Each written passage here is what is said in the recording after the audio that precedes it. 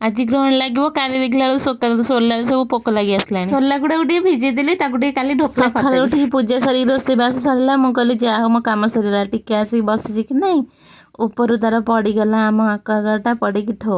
ପୁଣି କାମ ଲାଗିଲା, ତାକୁ ସବୁ ପୋଛାପୋଛି କରିକି ଏକାଥରେ ମୁଁ ଯାଇକି ଶୋଇପଡ଼ିଛି। ଉଠିଲା ବେଳକୁ 11:30 ହେଲାଣି, ଏମାନେ ଆସିନାହାନ୍ତି କି ଖାଇନାହାନ୍ତି।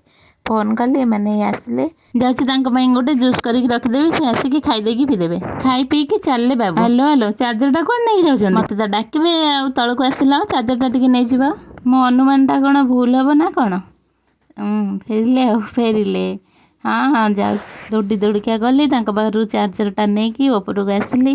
ତାପରେ ଏମାନେ ଆସିନାହାନ୍ତି, 2 ଭଉଣୀ, ଆମେ ଯାହା ସକାଳୁ ଟିକେ ଖାଇ ଦେଇଥିଲୁ। ତାପରେ ଏମାନେ ଆସିଲେ, ଆମେ ବି 3 ଜଣ ନଣନ୍ଦ ଭାଉଜ ମିଶିକି ଖାଇଦେବୁ ଯାହା ସବୁ ଅଛି। ଆଉ ଯାହା ବଳିବ ଟିକେ ନଷ୍ଟ ହେବ, ଆଉ କ'ଣ କରିବା।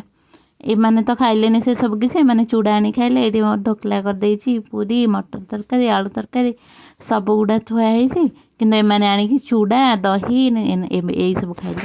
ତାପରେ ମୁଁ ଭାଗବତଙ୍କୁ ତଳକୁ ବାହାର କରିଦେଇଛି, ଗ୍ରହଣ ଟାଇମ୍ରେ ଛୁଇଁବିନି, ଗାଧେଇକି ମୁଁ ଭାଗବତ ପଢ଼ିବି।